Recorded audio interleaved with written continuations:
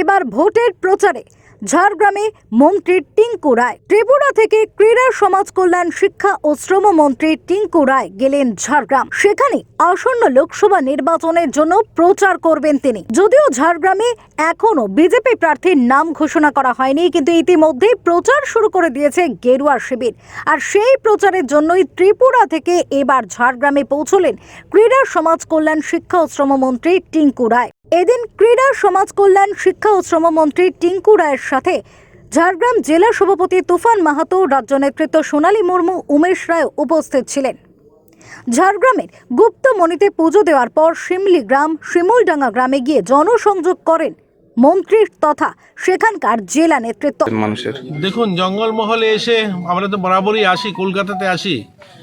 মমতা ব্যানার্জির অনেকগুলো বক্তব্যের মধ্যে আমরা শুনেছিলাম যে জঙ্গলমহল নাকি হাসছে, আর যতটা বাড়িতে গেলাম সেখানে মায়েরা কাঁদছে। অর্থাৎ এখানকার মা বোনরা যারা বেরিয়েছে আমাদের সঙ্গে আর যাদের বাড়িতে গেলাম, জনসম্পর্ক করলাম, সবার একটাই আর্তনাদ যে আমাদের জীবন পরিবর্তন হয়নি, সরকার পরিবর্তন হচ্ছে। বারবার আমরা কমিউনিস্টকে সরিয়ে তৃণমূলকে আনলাম, কিন্তু আমাদের জীবনে কোনো পরিবর্তন আসেনি। সবাই বিজেপির পক্ষে, মোদিজির পক্ষে রয়েছে।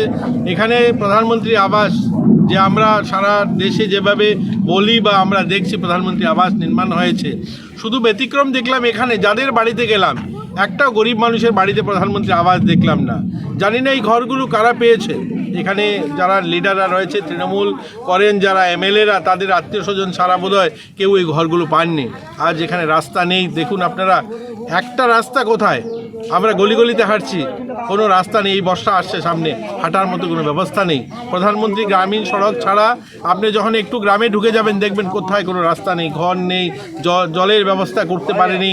যেগুলো দিয়েছে শুধু সরকার, কেন্দ্র সরকার, সেগুলোও ডিস্ট্রিবিউশন ঠিকঠাক করে তারা করতে পারেনি। দেখুন, আজকের ক্যাম্পেনিংটা ছিল আমাদের লাভার্থী সম্পর্ক অভিযান। মোদিজির যে জল জীবন মিশন বা উজ্জ্বলা যোজনার গ্যাস, বাড়ি বাড়িতে টয়লেট নির্মাণ, প্রধানমন্ত্রী আবাস যারা পেয়েছে তাদের সঙ্গে সম্পর্ক করা। তো আমরা তো ভেবে আসছিলাম যে এখানে আজকে এই শিমুলডাঙ্গায় যাদের বাড়িতে যাব, এরকম 2-4টা বাড়িতে যাব প্রধানমন্ত্রী আবাস যারা পেয়েছেন, কিন্তু এখানে এসে প্রধানমন্ত্রী আবাস তো দেখতে পাইনি, কিন্তু মানুষের কান্না পেয়েছি। যে মানুষ বলছে যে প্রধানমন্ত্রী আবাসগুলো শুধু এখানে বড় বড় লিডার যারা রয়েছে, যারা নেতারা, তৃণমূলের যারা নেতৃত্ব দিচ্ছেন, তারা সেই ঘরগুলো পেয়েছেন। গরিব মানুষ যারা, যাদের সত্যি দরকার ঘরের, তারা সেই ঘরগুলো পাননি। এর জন্য এখানে পরিবর্তন তো আসবে। এবার হয়তো ভারতীয় জনতা পার্টিকে লোকসভায় ভোট দেবে। আমাদের প্রার্থনা থাকবে বিধানসভায় পরিবর্তন চাই, তবেই যদি মানুষের ভাগ্যটা বদলায়। ঝাড়গ্রাম সিটে কতটা আশাবাদী আপনারা? দেখুন, ঝাড়গ্রাম সিট এর আগেও আমাদের ভারতীয় জনতা পার্টি ছিল, এবারও ভারতীয় জনতা পার্টি বিপুল।